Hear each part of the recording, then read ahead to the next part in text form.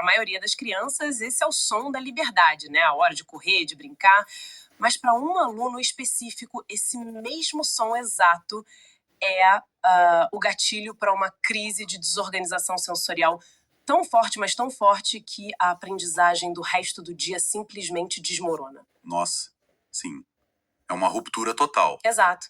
E historicamente, o sistema educacional olharia para isso e diria, tipo, que criança tem um problema. Talvez a punisse ou tentasse forçar a barra para ela se acostumar. Com certeza.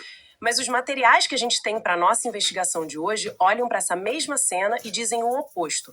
O problema não é a criança, o problema é o relógio. Exatamente. O que a gente vai dissecar aqui hoje é uma inversão de paradigma monumental. Não estamos falando de, teorias filosóficas abstratas sobre igualdade. Mas hoje é um verdadeiro manual de operações cirúrgicas. São as diretrizes técnicas exigidas pela Fundação Getúlio Vargas, a FGV, para formação e avaliação de professores. E quem conhece o nível dessas provas sabe que não tem espaço para romantismo. Tem um espaço. A banca quer saber, na trincheira ali, no dia a dia da sala de aula, como a engrenagem da educação inclusiva realmente gira. E a premissa que eles exigem que o professor entenda é fascinante. A inclusão não é um favor. Engenharia de ambiente. Engenharia de ambiente, nossa, eu adorei esse termo. Pois é o como fazer levado ao extremo rigor técnico. O material deixa muito claro que incluir não é permitir que um aluno sente lá na última fileira e seja tolerado.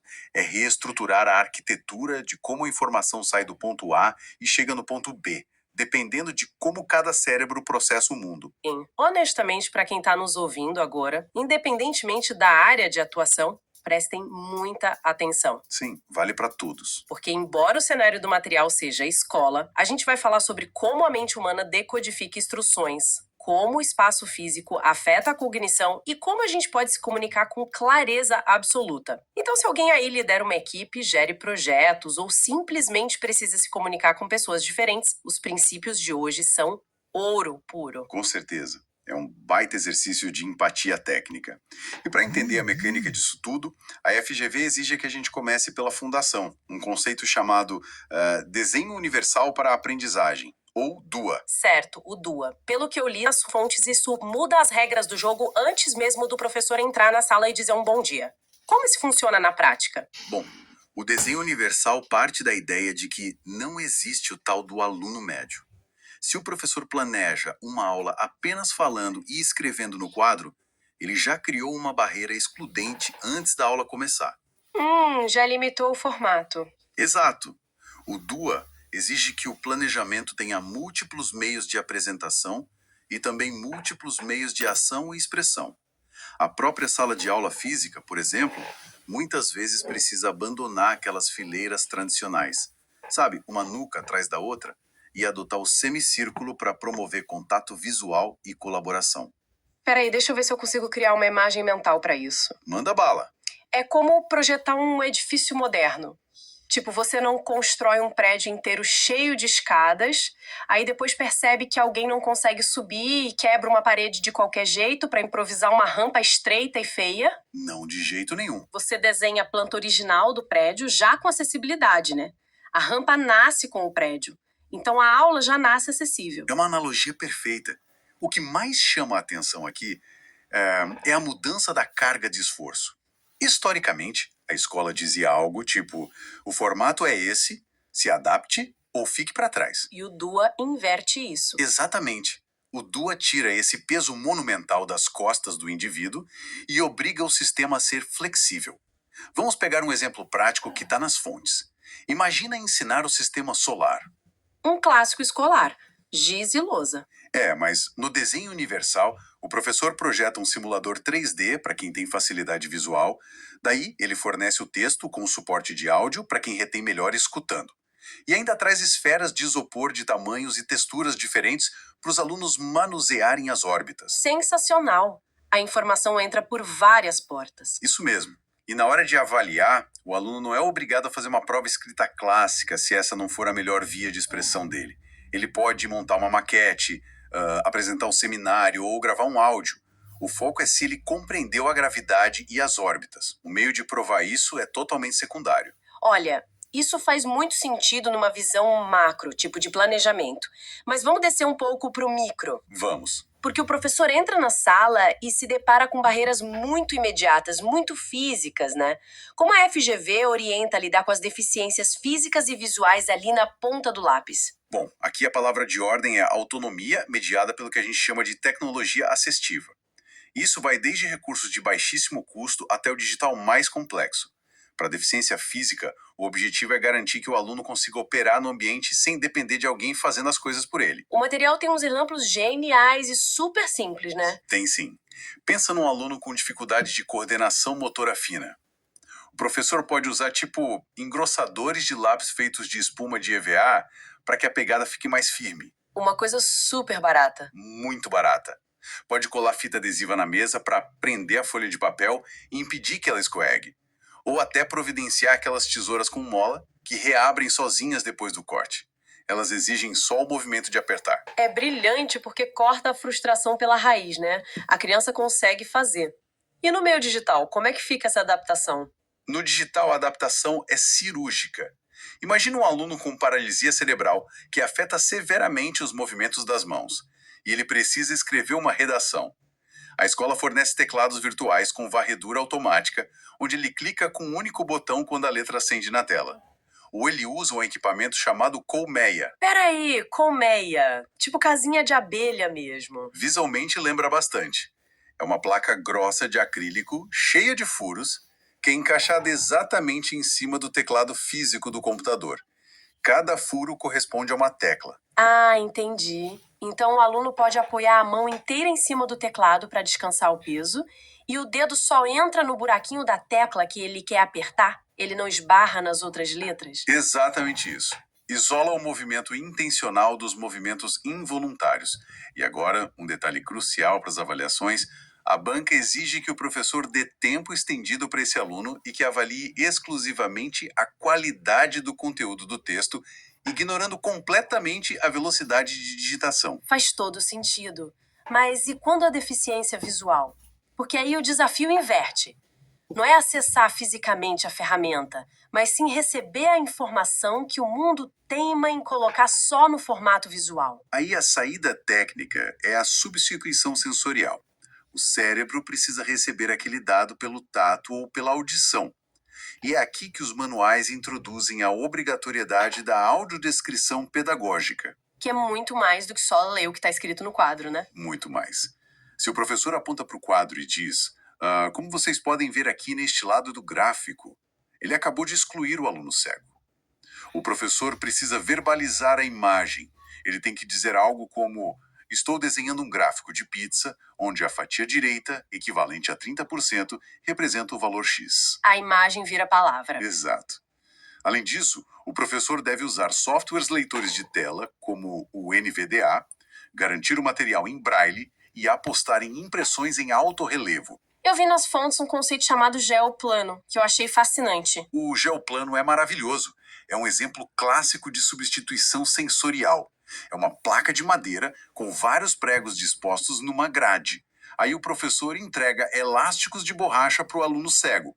E o aluno vai esticando esses elásticos entre os pregos e, através do tato, ele constrói triângulos, quadrados, entende o que é perímetro e área. Nossa, ele meio que enxerga a geometria com as pontas dos dedos? Perfeita, exatamente essa sensação. Isso é incrível. Mas sabe uma coisa que me pegou muito de surpresa no texto? As regras sobre o espaço físico da sala. Tem uma diretriz específica dizendo que as portas da sala de aula devem estar sempre ou totalmente abertas ou totalmente fechadas. E para quem está nos ouvindo agora, onde quer que estejam, pensem nas portas ao redor. A chance de ter uma porta encostada ou entreaberta é enorme. É um hábito super comum. Pois é, para nós isso é só um detalhe de zeladoria quase. Por que essa regra é tão rígida? Pensa na memória espacial. Um aluno cego constrói um mapa mental muito preciso da sala de aula. Uma porta entreaberta não é detectada pela bengala no chão antes de atingir o rosto ou o ombro do aluno. É literalmente uma lâmina invisível na altura do corpo. Se a porta está totalmente fechada, a bengala toca nela. Se está totalmente aberta, o caminho está livre. Caramba, ou seja, uma porta encostada é a diferença entre caminhar com confiança e sofrer um acidente sério? Exatamente. E isso nos leva a um princípio neurobiológico essencial que essas diretrizes reforçam bastante. A segurança espacial garante a segurança cognitiva. Pera, explica isso melhor. Como assim? O cérebro tem uma quantidade limitada de energia de processamento, certo? Se um aluno cego ou com baixa visão está gastando toda a sua energia mental tentando não tropeçar, com medo de se machucar num ambiente imprevisível, o cérebro dele entra em modo de sobrevivência. Não sobra banda larga cognitiva para aprender matemática ou história. O ambiente precisa ser previsível para a aprendizagem acontecer. Tirar o cérebro do modo de defesa. Exato. E para quem tem baixa visão, entra a regra de usar fontes enormes, tamanho 24 para cima, e o alto contraste, tipo letras pretas num fundo amarelo, para não fadigar a visão residual. Faz todo sentido, mas aí me surge uma dúvida. Barreiras físicas espaciais são muito tangíveis. A gente vê a porta, a gente vê a falta de rampa, percebe o texto pequeno, mas e quando a barreira é invisível? O material fala muito sobre a questão da surdez, e eles usam o termo com o S maiúsculo. Sim, surdez com S maiúsculo, porque na pedagogia moderna que as bancas cobram, não estamos falando só de uma perda auditiva sobre o ponto de vista médico. A surdez é tratada estritamente como uma questão linguística e cultural. Que é um modelo de educação bilíngue, né? Correto. A língua brasileira de sinais, a Libras, não é uma ferramenta de tradução simultânea. Ela é a língua materna, a L1 desse aluno. O português, na sua modalidade escrita, é ensinado como uma segunda língua, a L2. E isso muda toda a dinâmica da aula. O material é muito específico sobre como o professor e o tradutor-intérprete de Libras, o TIOS, devem interagir. Isso eu achei super curioso. O professor não deve falar olhando para o intérprete. Jamais. O professor deve olhar diretamente para o aluno surdo. O intérprete é a ponte, ele não é o destino. E o professor também precisa dominar a gestão do tempo visual. Tempo visual. Pensa comigo. O aluno surdo precisa olhar para as mãos do intérprete para receber a instrução. E depois olhar para a lousa para ver a equação matemática. Ele não consegue focar nos dois simultaneamente. Nossa, verdade. Se o professor fala sem parar, o aluno perde a aula. Se o professor fala e aponta para o quadro ao mesmo tempo e não faz pausas, o aluno perde informação crucial. Um exemplo prático da fonte é o ensino da tabela periódica, usando um cartaz altamente ilustrado. O professor explica, faz uma pausa, o aluno lê o intérprete e só então o aluno olha para o cartaz. E sobre as avaliações nesse cenário? Porque o aluno pode, inclusive, responder em vídeo usando Libras, certo? Sim, e o intérprete traduz depois. Mas o maior choque cultural para a maioria dos professores ocorre nas provas escritas em português. A diretriz da FGV exige que o professor releve desvios gramaticais e foque puramente na coerência semântica das ideias. Aqui a coisa fica realmente interessante. Porque, peraí, se o professor simplesmente ignora se a gramática do aluno surdo tá errada e avalia só a semântica, ele não tá na prática baixando o nível de exigência acadêmica? Tipo, como isso é justo com os outros alunos que perdem nota por errar concordância? Essa é uma provocação excelente e é exatamente a armadilha que derruba muitos candidatos nas provas da FGV. Não é sobre baixar o nível de jeito nenhum, é sobre entender a lógica estrutural dos idiomas. A gramática da Libras é fundamentalmente diferente da gramática do português. A Libras não usa preposições e artigos do mesmo jeito, a ordem de sujeito, verbo e objeto frequentemente varia. Ah, entendi. Seria tipo o equivalente a me dar uma prova de biologia, mas exigir que eu escreva as respostas em mandarim. Se eu errar a estrutura da frase em mandarim, isso não significa que eu não sei o que é uma célula. É isso. Se conectarmos isso com um quadro geral, a mudança é brutal. Se a prova é de história, o objetivo é saber se o aluno entendeu a Revolução Francesa. Avaliar a conjugação verbal perfeita do português de um aluno cuja primeira língua é visual e espacial, e não oral e auditiva, seria transformar uma prova de história num teste camuflado de proficiência em língua estrangeira.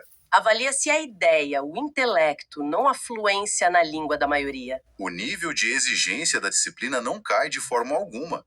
O que muda é a lente da correção. É uma mudança de perspectiva gigante.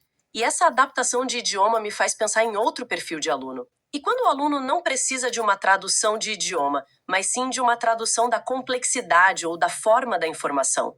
Como o professor lida com a deficiência intelectual e com o autismo? Bom, Aí a gente entra na reprogramação total da comunicação. Vamos pegar a deficiência intelectual primeiro. O erro mais comum é o professor focar nas limitações. Mas a diretriz foca no desenvolvimento cognitivo usando uma regra de ouro, que é partir sempre do concreto para o abstrato. E a ferramenta técnica para isso se chama análise de tarefas. Que é quebrar atividades complexas em microetapas. Mas por que isso é tão vital assim? O material menciona algo sobre evitar a sobrecarga nas funções executivas simultâneas. O que isso significa para quem não é psicólogo? Pensa nas funções executivas como o guarda de trânsito do seu cérebro. Elas organizam o que fazer primeiro, onde prestar atenção e o que memorizar. Se um professor entrega um texto de 5 páginas e diz: leiam e façam um resumo com as ideias principais. Ele exigiu que o aluno lesse, retivesse na memória, selecionasse o que é importante, estruturasse um texto novo e escrevesse, tudo ao mesmo tempo. Para um aluno com deficiência intelectual, esse guarda de trânsito entra em colapso. Totalmente. A instrução foi muito ampla e muito abstrata. A análise de tarefas divide isso. Fica tipo: passo 1, leia apenas este parágrafo. Passo 2, pegue a caneta vermelha. Passo 3, circule a palavra que mais se repete. Você guia a cognição do aluno passo a passo.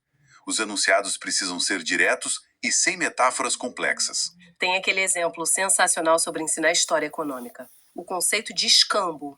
Ah, sim. Ler um texto sobre povos antigos trocando mercadorias é altamente abstrato. Como o professor resolve isso no modelo de inclusão? Ele monta uma feira física dentro da sala de aula. Ele traz objetos reais, tipo frutas, livros e aquele dinheirinho de brinquedo. O aluno pega o objeto, negocia com um colega, entrega e recebe. Ele vivencia a troca. E só depois ele desenha o que aconteceu. O conceito de escambo é compreendido fisicamente, não apenas na teoria. É quase uma aprendizagem tátil encarnada. E quando o aluno está no transtorno do espectro autista, o TA, pelo que eu vi, o desafio da comunicação ganha outras proporções. Sim, ganha. No TEA, o cérebro anseia muito por previsibilidade e tem grandes desafios com a regulação sensorial. E a gente sabe que a sala de aula tradicional é caótica e barulhenta. Para gerar previsibilidade, usam-se rotinas estruturadas com pistas visuais. O professor usa quadros com os chamados PECs, que são sistemas de comunicação por troca de figuras. E como é que uma simples figura reduz o peso mental para esse aluno? Porque a linguagem falada é efêmera, ela some. O professor fala tipo: depois da matemática, vamos para o pátio, e o som simplesmente desaparece no ar. O aluno com TEA pode não processar a tempo ou esquecer a ordem do que vai acontecer. Isso gera ansiedade. Mas a figura pregada ali na carteira dele, mostrando um número e depois uma bola de futebol, aquilo é permanente. Ele pode olhar para aquilo o tempo todo. Pode olhar 10 vezes se quiser e vai ter a certeza do que vai acontecer. Isso reduz a ansiedade dele a quase zero. E, além do visual, o material bate muito na tecla da comunicação literal. Tem um trecho que diz que um professor virar para a turma e dizer: comportem-se, é um erro técnico grave para o aluno com TEA. O comando correto seria algo como: sente-se e abra o caderno. É um erro grave porque comportar-se não significa nada tangível. É um conceito super vago que depende de um contexto social subentendido que o aluno autista muitas vezes não capta da mesma forma. Mas vem cá, vamos ser honestos agora. Pedir para um professor ou para qualquer um de nós abandonar os comandos vagos, o sarcasmo e a ironia o tempo todo não é quase impossível. Nossa comunicação diária é lotada disso. É meio que pedir que o adulto vire um robô. Olha, não é virar um robô, mas exige sim que o adulto abandone o próprio ego e a conveniência da ambiguidade. É difícil, é dificílimo.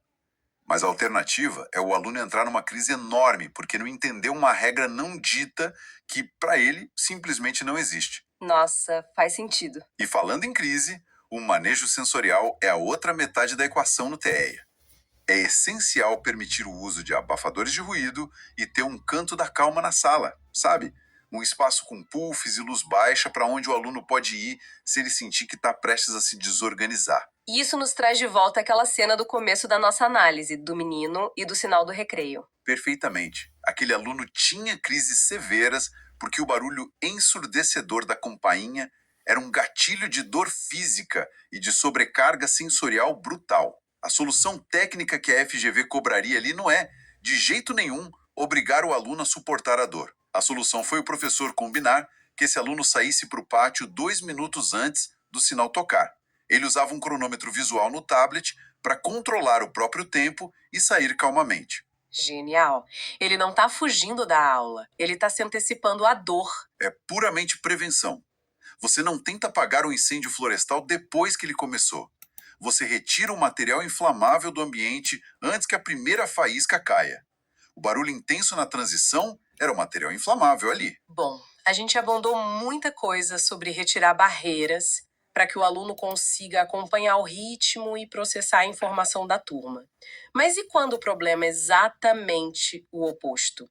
E quando a barreira é que o aluno está a quilômetros à frente da turma?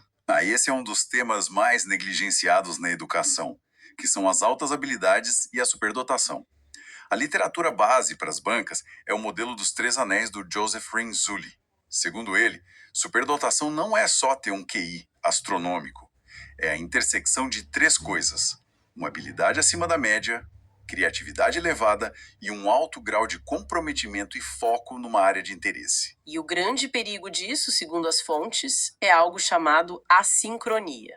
Como assim? A sincronia é um descompasso interno muito violento. Imagina uma criança de 10 anos de idade que tem um intelecto matemático de universitário de 18 anos, mas a maturidade emocional e o corpo dela continuam sendo de uma criança de 10 anos. Ela consegue calcular física quântica, mas chora compulsivamente se perder um jogo bobo no pátio. Intelecto e emoção estão fora de sincronia. Que combinação explosiva! Muito. E no ambiente escolar, esse intelecto avançado gera um tédio profundo com o currículo normal, o que frequentemente se transforma em ansiedade severa ou isolamento social. E aqui está a armadilha fatal para os educadores: achar que a solução é dar mais do mesmo. Sabe, o aluno resolve os 10 exercícios de matemática em 5 minutos. Aí o professor, para manter ele ocupado, imprime mais 40 exercícios idênticos. Nossa, então, se a criança monta um quebra-cabeça de 100 peças num piscar de olhos, a pior solução é dar a ela mais 5 quebra-cabeças idênticos só para punir a rapidez dela. O que o professor tem que fazer, então, é dar a ela os materiais para ela inventar um quebra-cabeças que não existe. Que metáfora excelente. E na linguagem técnica da FGV, isso chama enriquecimento curricular. O professor não dá mais tarefas repetitivas. Ele muda o eixo da aprendizagem para projetos de pesquisa e resolução de problemas reais. No material, tem o caso de um aluno fascinado por astronomia que já domina física básica. A ação não foi fazer ele responder provas fáceis sem parar, mas sim flexibilizar e compactar o currículo dele. O professor liberou ele das aulas repetitivas para que ele programasse no computador da escola um simulador de órbitas gravitacionais.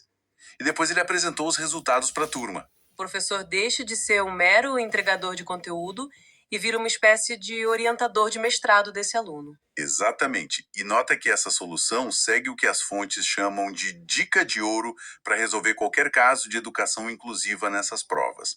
É uma fórmula de 3 passos. É quase um algoritmo, né? Uhum. Como funciona? Passo 1, identificar a barreira. O que está impedindo o aluno? É a falta da rampa? É o barulho do sinal para o autista? É o tédio curricular para o superdotado? Identificar o gargalo. Isso. Passo 2, a ação mediadora do professor. Qual ferramenta resolve a barreira? O cronômetro visual de 2 minutos, o teclado com a colmeia ou o projeto de física. E finalmente, passo 3, o resultado esperado, que deve ser sempre demonstrar como essa ação específica garantiu a autonomia, a equidade e a participação plena do aluno. É um roteiro analítico impecável. Passamos por um universo de informações hoje e acho que a principal conclusão dessa nossa análise profunda é que a verdadeira inclusão é puro design intencional, sabe?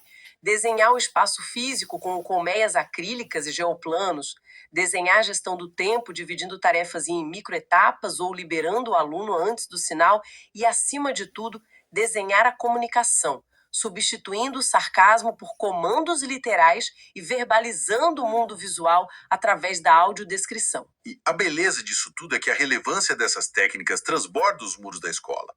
Aprender a estruturar processos em passos lógicos, antecipar as barreiras invisíveis de uma equipe e se comunicar sem deixar margem para ambiguidades é algo que transforma qualquer líder corporativo, qualquer gestor e, francamente, qualquer pessoa num comunicador extraordinário. Com certeza. O que me deixa com uma reflexão final que eu construí enquanto a gente estudava tudo isso, para quem está acompanhando a gente, pensa no seguinte: a gente está vendo um esforço monumental, técnico e embasado cientificamente para treinar professores a criarem ambientes perfeitamente ajustados a como cada mente individual funciona.